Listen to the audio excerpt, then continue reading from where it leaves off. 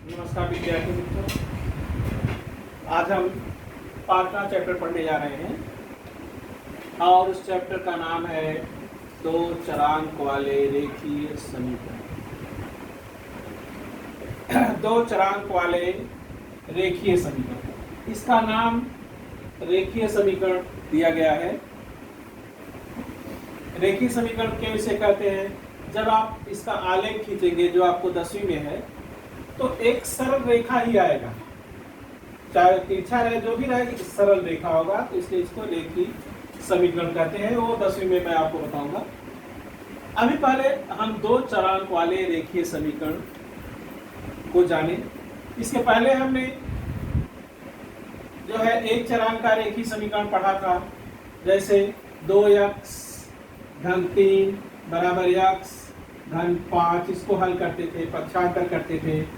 पक्षांतर करने पर 2x या x इधर आता था तो ऋण x हो जाता था, और 5 या 3 इधर जाता था तो ऋण 3 हो जाता था। 2x में से एक x निकला तो x और बराबर 2 ऐसे निकालते थे। यहाँ एक चरांक था, मैं चरांक बोलता जा रहा हूँ। अब प्रश्न ये उठता है कि चरांक और अचरांक क्या होता है? चरांक उसे कहते हैं जिसका मान जो है, चर का मान बदलता रहता है, उसे चरांक कहते हैं।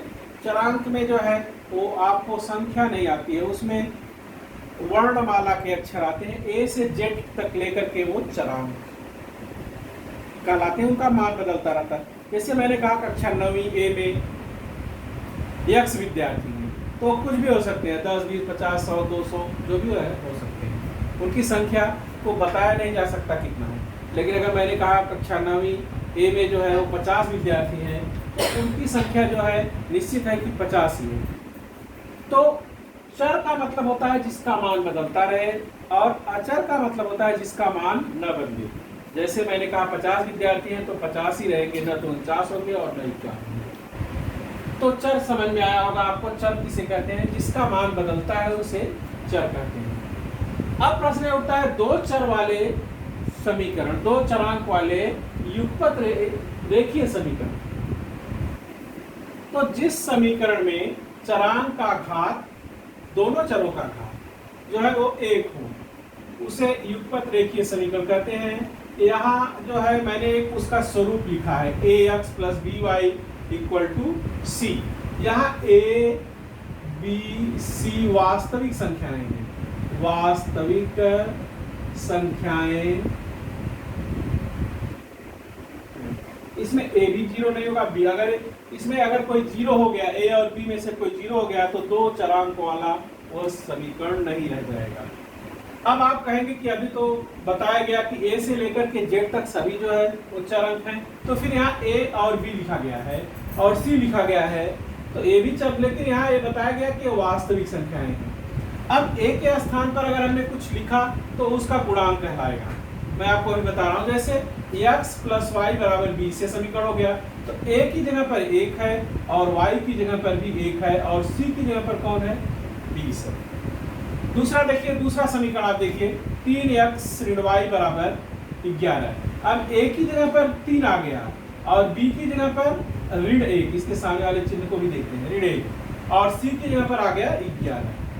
तो a b c जो है यह वास्तविक संख्या है, और यह जो है दो चरांक वाला जो है एक रेखीय युगपत समीकरण है। इसमें एक चीज और देखिएगा, यहाँ x का घात जो है वो एक ही है, यहाँ कोई घात नहीं, यहाँ कोई घात नहीं, एक, और y का भी घात 1 है। अगर मैं कहूँ x घाते 2 धन y = 15, क्या यह जो है दो चरांक वाला जो है रेखीय समीकरण है? तो आप बोलेंगे नहीं है, क्योंकि यहाँ पर घात 2 हो गई है और मुझे घात 1 चाहिए। तो इस तरह से जो है हम समीकरण को लिखते हैं। अब इसको हल करने की विधियों के बारे में मैं बताऊं। आपके यहाँ जो है वो विलोपन विधि है, मान रखकर निरसन पद्धति से है, लेकिन जब आप 10वीं में आगे बढ़ेंगे तो दो विधियां आपको और आएंगी, एक क्रैमर का नियम और एक आलेख पद्धति। आपको यहाँ पर विलोपन विधि का प्रयोग करके सवाल को हल करना है। एक चीज और सुनिए, अगर चर में किसी अचर का गुणा करते हैं तो चर ही प्राप्त होता है। जैसे x चरांक है, चर है, और 5 जो है अचर है। मैंने कहा जिसका मान नहीं बदलता उसे अचर कहते हैं, अचरांक कहते हैं। तो 5 का x में गुणा किया तो 5x हो गया। अब एक चीज और ध्यान दीजिए, ये 5x हो गया, ये भी चर है। x का मान जैसे जैसे बदलता जाएगा वैसे वैसे 5x का मान बदलेगा। अगर x की जगह 1 कर दिया तो 5 1 9 5, x की जगह 2 कर दिया तो 5 दूनी 10, x की जगह 3 कर दिया तो 5 तिहाई 15। और अब देखिए जैसे 4x धन 3y बराबर 15, इसमें x का गुणांक है 4 और y का गुणांक है 3, दोनों के सामने प्लस है। लेकिन अगर मैं कहूँ 3x ऋण 4y बराबर 15, तो यहाँ x का गुणांक होगा 3 और y का गुणांक होगा ऋण 4, तो ये इसका गुणांक कहलाता है।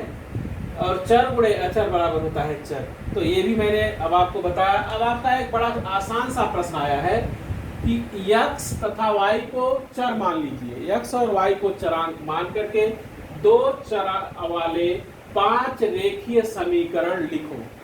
इस प्रश्न को कहते हैं मुक्त उत्तरीय प्रश्न। इसके कितने उत्तर होते हैं यह बता पाना संभव नहीं है, तो जो भी आप लिखेंगे सब सही होगा। इसमें आप जो भी प्रश्न का उत्तर देंगे सब सही होगा। उसमें 2 चरांक होना चाहिए, बस इतना ही है। तो देखिए मैं पहला लिख रहा हूं 3x धन 5y बराबर 20, ये भी सही है। हमने लिखा दूसरा x प्लस y बराबर 10, ये भी सही है। कुछ भी लिखेंगे। तीसरा हमने लिखा 2x ऋण 5y बराबर 18, ये भी सही है। आगे आप जितना चाहें उतना लिख सकते हैं। 7x ऋण 3y बराबर 23, ये भी सही है। और फिर हमने 5 लिख दिया मुक्त उत्तरी प्रश्न। ये जो मैंने लिखा यही इसका उत्तर नहीं है, जितना चाहे उतना लिख सकते हैं।